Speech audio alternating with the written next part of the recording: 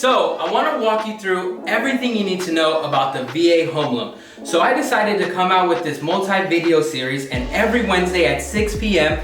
I am going to talk about everything you need to know about the VA home loan, whether it's appraisals, inspections, how to get qualified, using it more than once, just everything you need to know. So let's have a seat and go over the process on purchasing a home.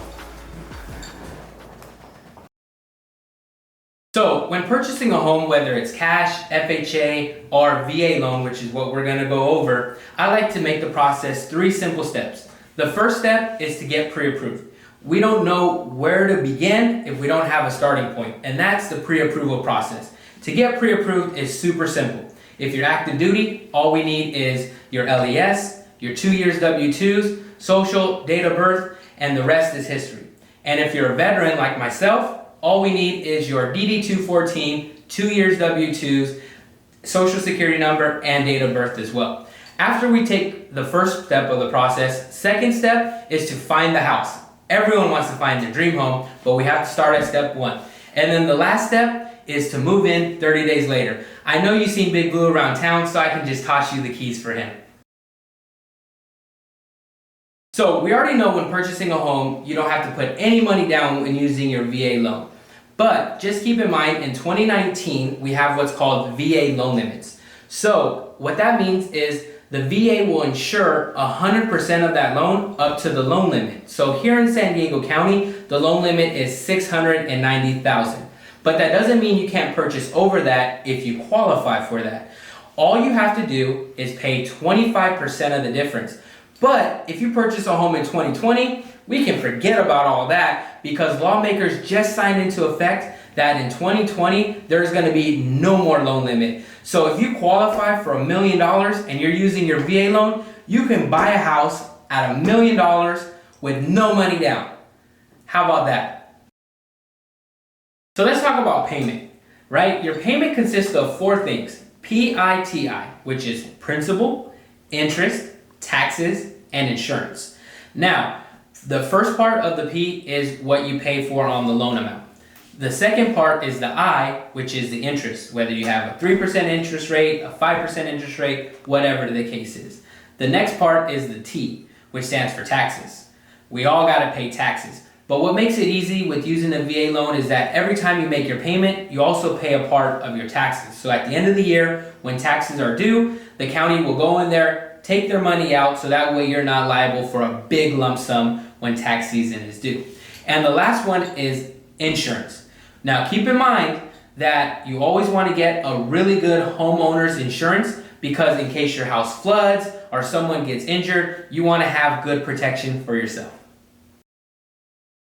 So when purchasing a home, whether you're active duty or a veteran, you have what's called a VA funding fee. Now we all know nothing in this world is free, and for the VA to insure that loan, they add what's called a funding fee. Now the charge for that is 2.15% of the purchase price, and it gets added to the loan. But if you're a veteran, you have a way to get that waived. Now, you have to have a service-connected disability, and they'll be able to waive that funding fee on your behalf. And if you're a 100% disabled veteran, they will do you one even better and waive your property taxes. So you might want to take advantage of your service-connected disability and make sure you talk to the Department of Veteran Affairs about your service rating. So credit. Let's talk about credit. Everyone dreads the whole credit topic. But guys, life happens. And when working with me, we sit down with you, we review your credit, and we come up with a game plan that's specific for you. Now that's the difference between us and Navy Fed and big banks is they like to blanket you and group you with everyone else. But you're an individual. You may have a low credit of 550, you may have a bankruptcy, you may have a short sale.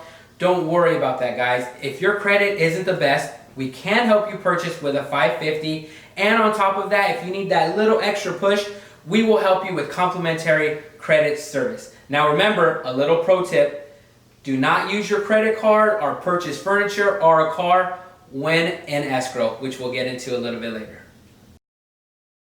So now that we talked about the pre-steps to getting pre-approved, let's talk about step number 2, finding the house. So once you sat down with us and we came up with a strategic game plan for you and we got you pre-approved, or I like to say the golden ticket, we are now allowed to go look for homes, write offers, because we already have our payment, we already have our interest rate, and we already know exactly what we're going to be able to purchase. Now let's go house hunting.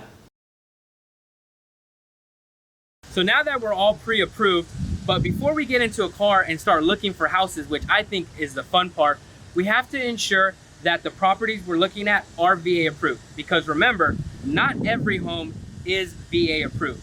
Same with condos and townhouses, they come down to the complex.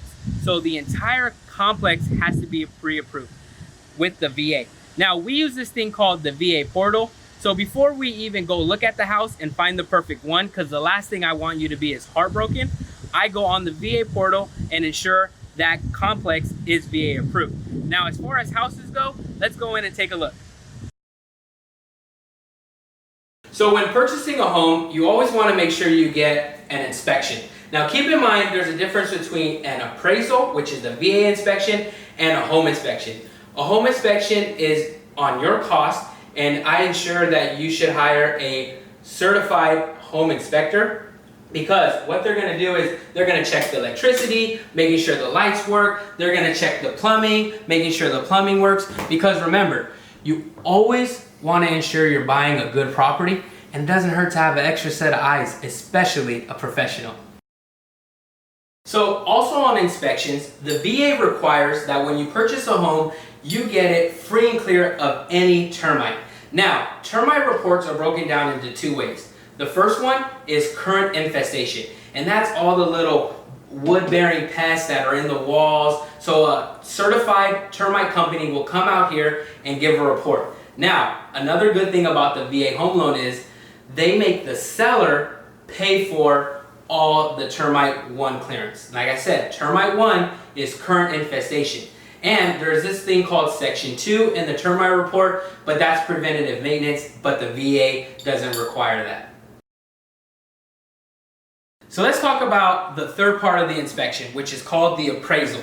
Now, the VA ensures that you have a VA approved property. We already talked about townhouses and condos, but what makes a home VA approved? So when they come in and take a look at the property, they're going to make sure that it has a stove, that it has what we call carbon monoxide and smoke detectors. It's also going to have what we call the hot water heater, which is double strapped, and they want to ensure that all these things are taken care of, because the VA's guideline is that you have what's called a turnkey ready, which to us means you can put the key inside the lock, turn it, put some furniture in the home, move in and live comfortably.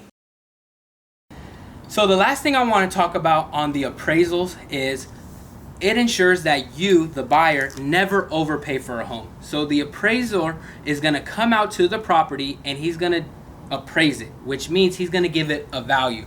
So remember, there's always a difference between the listing price, which is what you see online, the offer price, which is what we offered the homeowner for their home, and the third one is the sold price. The sold price is already going to have the determination of the appraiser, and he's going to let us know exactly what that value is. Now, let's just say hypothetically, we over offered on a home and the appraisal came in lower. All we have to do is renegotiate the price, and if you don't negotiate, then we can always cancel escrow and get your money back. So now that we talked about purchasing a home, getting pre-approved, before I can give you the keys to Big Blue, we have to talk about closing. Now, when purchasing a home, we already know there's no down payment, but there is closing costs. Closing costs consist of escrow fees, title fees, HOA, if any, taxes, mortgage interest, etc., etc. Now, just to sum it up and make it easy, I always recommend closing costs to be around 2.5%. So if you purchased a home at $400,000 and closing costs are 2.5%, that's around $10,000, which is a whole lot of money, right? But when you work with me, I ensure that you buy a house with no closing costs.